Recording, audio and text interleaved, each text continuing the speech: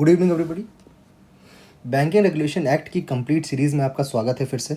Everybody is welcome to my lecture series on banking regulation act. कल हमने section 22 पढ़ा था और समझा था कि आरबीआई लाइसेंस के बिना कोई कंपनी इंडिया में बैंकिंग बिजनेस तो नहीं कर सकती। लेकिन आज एक इंटरेस्टिंग सवाल मैं आपके सामने रखता हूँ, वो आप आंसर करिएगा, ठीक है। अगर कोई कंपनी लोन दे रही है, क्या वो बैंक है? अगर कोई फाइनेंस कंपनी एफडी जैसा प्रोडक्ट लेके आती है मार्केट में, तो क्या वो बैंक है? अगर कोई ऐप सिर्फ पैसा ट्रांसफ़र कर रहा है, तो क्या वो बैंकिंग कर रहा है? देखिए दोस्तों, इन सब क्वेश्चंस के आंसर सिर्फ एक डेफिनेशन में छुपा है, जो कि डेफिनेशन है section 5B of banking regulation act. और अगर आपने डेफिनेशन अच्छे से समझ ली, तो बैंकिंग रेगुलेशन एक्ट तो आपको समझ लीजिए आधा बहुत ईजिली समझ में आ जाएगा। दोस्तों, लॉ में डेफिनेशंस बहुत इंपॉर्टेंट होती हैं। क्यों? क्योंकि आपको एक चीज़ समझनी पड़ेगी, क्योंकि पूरा एक्ट उन्हीं डेफिनेशंस के आसपास चलता है, ठीक है। बैंकिंग रेगुलेशन एक्ट में आप कम से कम 20 बार बैंकिंग पढ़ोगे। तो अगर बैंकिंग का मतलब ही आपको नहीं पता है, तो आप कैसे, आपको कॉन्सेप्ट क्लियर होगा, ठीक। तो बाकी एक्ट भी गलत समझोगे अगर आपको बैंकिंग का मतलब गलत पता हो, ठीक है। अब देखिए, आपको मैं सेक्शन 5 भी दिखाता हूँ। आप अपने सामने बेयर एक्ट खोल लो और सेक्शन 5 भी देखिए, ठीक।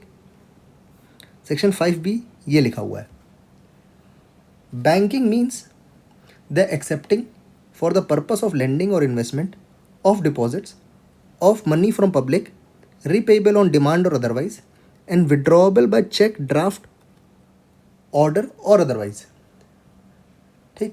देखिए, पहली बार सुनने में तो बहुत कॉम्प्लिकेटेड लगा है आपको, मुझे पता है, ठीक। इसलिए मैं यहाँ पे बैठा हूँ ताकि आपकी हेल्प कर पाऊँ। लेकिन मैं प्रॉमिस करता हूँ अगले 15 मिनट में ये डेफिनेशन आपको ज़िंदगी भर याद रहेगी। देखो, पहला इसमें क्या लिखा हुआ है। मेन इस डेफिनेशन को 5 पार्ट्स में तोड़ सकते हैं। अगर ये 5 चीज़ें किसी इंस्टीट्यूशंस में हैं, तो वो जनरली बैंकिंग है, ठीक है। 5 चीज़ें हैं। देखो, पहली बैंकिंग, ये डेफिनेशन का वो है, ठीक। दूसरा है इसका जो पहला सब पार्ट है वो ये है कि एक्सेप्ट डिपॉजिट्स, ठीक। दूसरा है फ्रॉम पब्लिक, ठीक। Third is lending for the purpose of lending या फिर इन्वेस्टमेंट, ठीक। Fourth is repayable, and fifth क्या है? विड्रॉबल,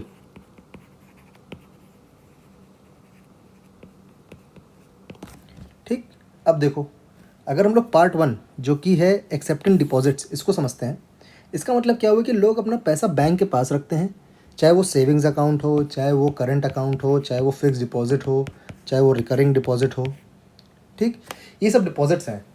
अगर कोई इंस्टीट्यूशंस पब्लिक का पैसा ही एक्सेप्ट नहीं कर रहा, तो पहला इंग्रेडिएंट फेल हो गया, मतलब वो बैंक नहीं है। देखिए, मान लीजिए कंपनी सिर्फ लोन देती है, देयर इज़ दिस कंपनी जो सिर्फ लोन दे रही है, लेकिन पब्लिक से पैसा नहीं लेती, क्या वो बैंकिंग का बिजनेस कर रही है? आंसर इज़ नो, क्योंकि डिपॉजिट ही नहीं लिए ना। अब देखिए, पार्ट 2 पे आते हैं। पार्ट 2 है फ्रॉम द पब्लिक, ठीक।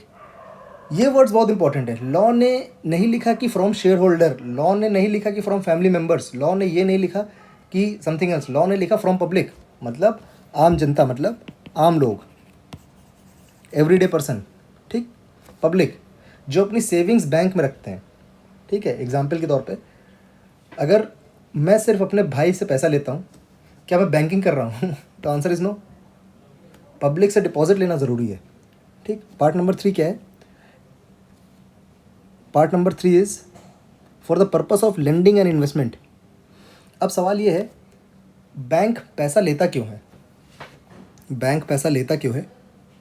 ठीक। क्या लॉकर में रखने के लिए लेता है? ठीक। Answer is no.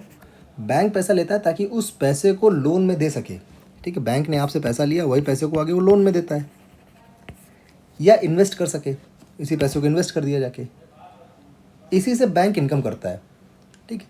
देखिए, मान लो आपने एफडी कराई, बैंक उस पैसे से बिजनेसमैन को लोन दे रहा है, या बैंक ने वो पैसा जो है गवर्नमेंट सिक्योरिटीज़ में रख दिया, G-Secs में रख दिया।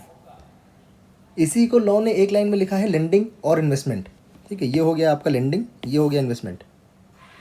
ठीक है दोस्तों, अगर आपको मेरी टीचिंग स्टाइल पसंद आ रही है और आप बैंकिंग रेगुलेशन एक्ट को सिर्फ याद नहीं बल्कि एक तरीके से समझना चाह रहे हैं, तो मेरी वीकेंड की लाइव क्लासेस चलती हैं, बैंकिंग लॉज मास्टर क्लास में हम हर डेफिनेशन को इसी प्रैक्टिकल अप्रोच से पढ़ते हैं।